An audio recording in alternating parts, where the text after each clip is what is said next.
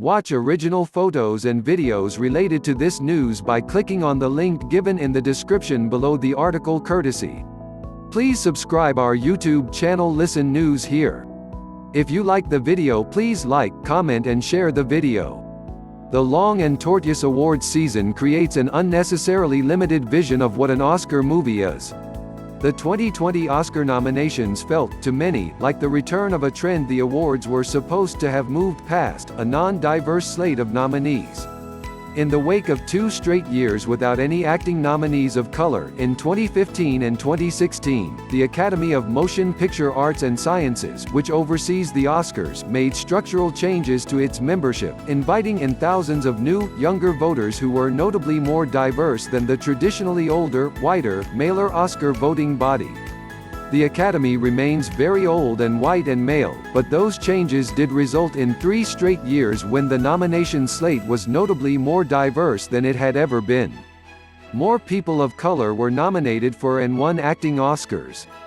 Women and people of color were nominated in the directing category more frequently, though still all too rarely. The first woman ever was nominated in the cinematography category. The 2020 nominations seem to have brought that progress to a screeching halt. Only one performer of color was nominated across all 4 acting categories. The directing lineup features no women, despite numerous acclaimed films, and one Best Picture nominee, Greta Gerwig's Little Women, having been directed by women. It's entirely possible that the 2020 Oscars will prove to be a notable blip. Many of the year's less prominent categories are encouragingly more diverse than they've been in the past. The Best Documentary Feature category, for instance, contains 4 films told in a language other than English and 4 films with women directors or co-directors. But the story of the 2020 Oscars also involves numerous diverse contenders being pushed aside in favor of cis, straight white men or white women in the case of the acting categories. While many of the nominees are highly deserving by any measure, the picture they paint in aggregate elicits a depressing feeling of a major setback. Naturally, this problem has led to pushback against the Academy. But the Academy isn't the only force affecting Oscar outcomes. Yes, the Academy is the only body that actually votes on who is nominated, but by the time that voting occurs, many other groups have weighed in, and they've often indirectly winnowed the list down from lots of contenders to a handful. And throughout that process, more diverse contenders are often shunted aside. Let's take a look at how this happens with 3 performers from 2019 films who could have been nominated for the 2020 Oscars but were not, to see how diversity is too often stamped out at every step of the nominations process. 1. Lupita Nyong'o, For Us.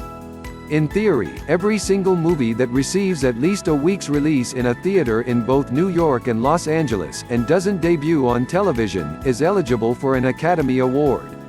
But, as even the most casual observers will know, it's not remotely true that every movie released in a given year is considered for an Academy Award.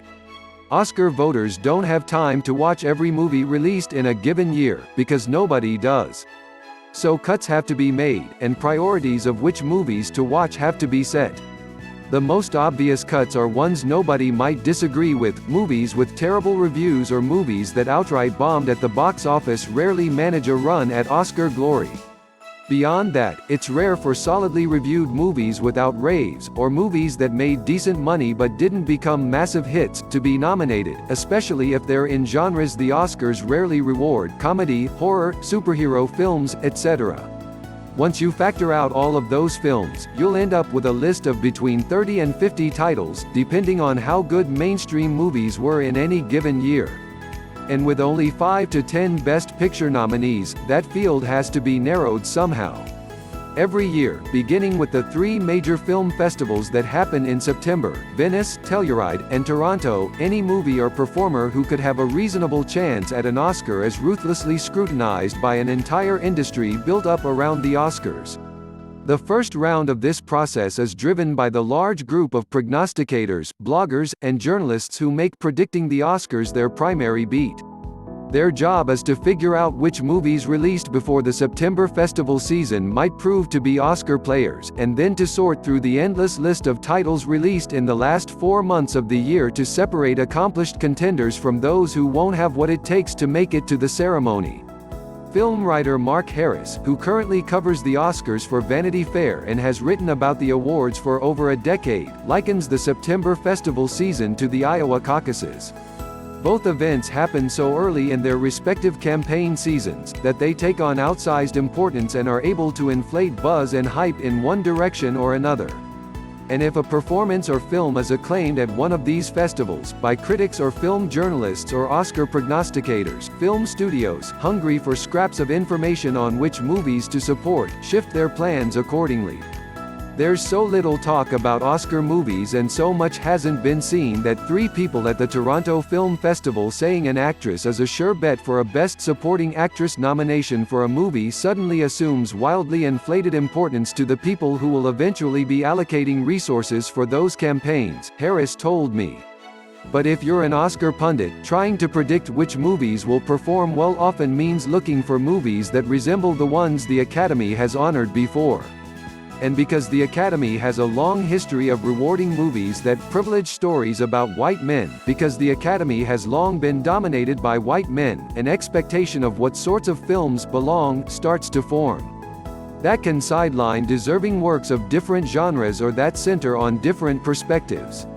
The Academy has done a laudable job diversifying the membership of its voting body over the last few years, but the more difficult job is going to be interrogating how the last 91 years of Oscar canon have told us certain movies are worthier than others. Kyle Buchanan, who covers the awards for the New York Times, told me via email.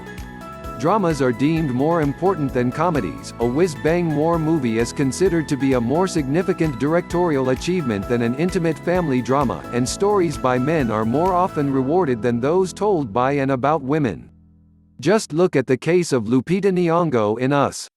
She won more awards from critics' organizations than any other Best Actress contender in 2019, including the Best Actress prize from the prestigious New York Film Critics Circle, typically a good predictor of Oscar glory to come. But no matter her success with critics, she remained mired in 6th place on Gold Derby's roundup of Oscar prognosticators' predictions. Yes, she was in a horror movie, typically not an Oscar-friendly genre. But it was a critically beloved horror movie that was also a box office smash, from director Jordan Peele, whose previous horror film, Get Out, had been an Oscar contender. And she was playing 2 completely different roles, the sort of showy technical achievement the Oscars often go for. Nevertheless, the prognosticators were right. Nyong'o was not one of the 5 names read on Oscar nomination morning. Joyce Inge, of Gold Derby, points to the anti-horror bias in coloring perceptions of Nyong'o's work, but she also points to the kinds of roles the Oscars have historically preferred to see women of color play, which rarely involve women in positions of relative power. With Lupita, she won for 12 Years a Slave, in which she played an enslaved woman, and she didn't get in for the awesome Jekyll and Hyde contemporary film, Inge says. Clearly, prognosticators were correct to be skeptical of Nyong'o's chances, even at a point when they hadn't seen most of the performances they were predicting over hers. Us came out in March of 2019 and was on everyone's radar almost all year, while eventual Best Actress nominee Saoirse Ronan's turn in Little Women didn't come out until Christmas Day. But there's a chicken-egg quality to this discussion. If the people whose job it is to say which movies are serious Oscar contenders had supported Nyong'o from the first, would she have been taken more seriously as a contender? Or as a horror performance from a woman of color simply so far outside the Oscars' comfort zone that these prognosticators were right to say so? It's an impossible question to answer, but a few other snubbed performances from 2019 may offer further hints toward an answer to this question. 2. Song Kang-ho, for Parasite. Parasite is a tricky film to prioritize when it comes to choosing which actors to push in an Oscar campaign. For starters, it's a true ensemble piece, meaning there are no clear distinctions among which performers are lead and which are supporting. For another, every single actor in it is pitch perfect, but they probably can't all be nominated. And for still another, the movie is not in English, which is less of a demerit with Oscars voters than it used to be, but still stands in the way of a nomination more often than not. Yet distributor Neon decided to put its primary Oscar efforts behind famed South Korean actor Song Kang-ho in the supporting actor category. As Mr. Kim, the patriarch of a poor family that cons a rich one, he's one of Parasite's most sympathetic characters, and he's played by an actor recognizable to American and British voters, thanks to his previous turns in movies like The Host and Snowpiercer. Considering Parasite was likely to receive a Best Picture nomination, it wasn't out of the question that Song would pull out a surprise acting nod, especially after he won at the Los Angeles Film Critics Association. A similar turn of events pulled Yulitza Aparicio and Marina de Tavira into the 2019 Oscar race for their performances in Roma. Oscar prognosticators were skeptical, but Song quickly became one of the main faces of the film on the awards circuit, doing all the glad-handing that is so crucial to an Oscar campaign. And yet he simply never gained as much traction as he might have for one simple reason: he couldn't seem to get nominated at any of the important awards preceding the Oscars. Despite Parasite's consistently strong performance with the assorted precursor awards, the most important of which are the Golden Globes and those given out by Hollywood's many unions, the film didn't receive recognition for any individual performers. However, its ensemble cast did win the award for Best Ensemble at the Screen Actors Guild Awards. Failing to collect precursor nominations, perhaps even more than being favored by prognosticators, has a deleterious effect on a film or performer's Oscar nomination chances. If you're a tired Academy member trying to figure out which films to prioritize watching over the holidays before your Oscar ballot comes due in early January, well, an organization like the Hollywood Foreign Press Association, which votes on the Golden Globes, is right there with a ready-made list for you to peruse. But where just under 8,500 people vote on the Oscars, around 90 vote on the Globes. As a result, the HFPA and other small organizations that hold their awards early in the season have a disproportionate level of influence per member. When it comes to any voting process, I think people like to feel swept up in momentum. I found it interesting that at the Critics' Choice Awards, held just after the Golden Globes, the critics picked so many of the same Globe winners even when there were other contenders they had generally given better reviews to. I guess people just like to back a winning horse, Buchanan said. The desire to back a winner has felt particularly acute in 2020, thanks to the Oscar season being hyper-compressed, with barely a month between the Golden Globes, January 6, and the Oscars, February 9. Usually, the window runs much closer to 6 or 7 weeks. What are voters actually watching? And how much time did they have to watch anything, says Eric Anderson, editor of the site Awards Watch. If you are a working actor who's in the Academy, you are not going to have a whole lot of time to watch 35 movies and vote on them. The voters that do have that time are the ones that don't work that much, and they are the old school voters. In a shortened season, I think it's why we got 4 movies that have 10 or more nominations: 1917, The Irishman, Joker, and Once Upon a Time in Hollywood, which has never ever happened. People saw fewer movies than they did in previous years. But whatever the influence that prognosticators and precursors hold, they are not ultimately voting on the Oscars. And sometimes, the Oscars have only the Oscars to blame for their predominantly white slate. 3. Jennifer Lopez, for Hustlers.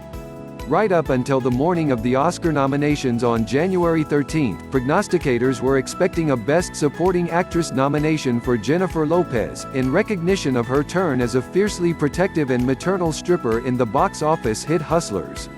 She had received nominations from all of the major precursor awards, and her performance was exactly the type the Oscars love to reward: a big star in a showy role that is at once impeccably performed and a reminder of why she became such a big star in the first place. And then the Oscars ignored her. Why? Hustlers did well at the box office and made over $100 million. Critics loved it. Fans loved it, but it's just another movie that doesn't fit in their typical vision of what an Oscar movie is, because it sees strippers fleecing men. And I feel like if it was a movie about male strippers fleecing men or even women, then it probably would have done better, says Goldderby's Eng. It's impossible to say exactly why Lopez wasn't nominated.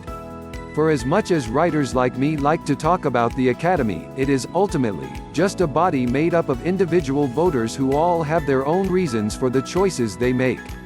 Ultimately, we can only guess. Every new Oscar year is another data point that adds up to a fuller picture of what makes an Oscar movie. And that picture changes from year to year. Vanity Fair's Harris points out to me that 50 years ago, it was considered an Oscar cliché that women won for playing bad girls, aka sex workers, but in the 21st century, that's no longer a real path to Oscar success. Similarly, the "it's time" narrative, when an actor who's never won before finally takes home the little gold man, is starting to lose its potency, as Glenn Close, who lost on her 7th attempt at a win in 2019, could tell you. But the ultimate responsibility for the Oscars lies with the Academy itself. No prognosticator or precursor award can definitively affect the outcome. And yet they can hope to influence that conversation around the edges, especially early in the awards season, when nobody knows much of anything just yet. Here's my problem: I don't think it's viable for prognosticators to say anymore. My job is just to read the tea leaves, because prognosticators, from the minute they start talking, are a tea leaf. Like, you are part of the system of noise and the buzz and attention that you are professing to solely observe. There's no way around that, Harris says. So if that's true, my feeling is give into it and make better noise. You have a say in this, as much as you would like to imagine that you're just standing off to one side watching it. So if you're a part of it, you can no longer say, well, my job isn't to move the needle at all. It may not be your job to move the needle, but it is your effect to move the needle. The responsibility of diversifying any given year's Oscar slate is on the Academy, ultimately. But let's not pretend that the Oscar conversation doesn't become steadily less diverse as the season winds from the September festivals to the big show. There are numerous points where someone could stop and say, wait a minute. This person should be nominated, based less on whether their performance seems of a piece with previous Oscar nominees and more on the pure quality of their work. The 2019-20 Oscar season might end up being an anomaly, but only if everyone involved in the process has worked to make it one.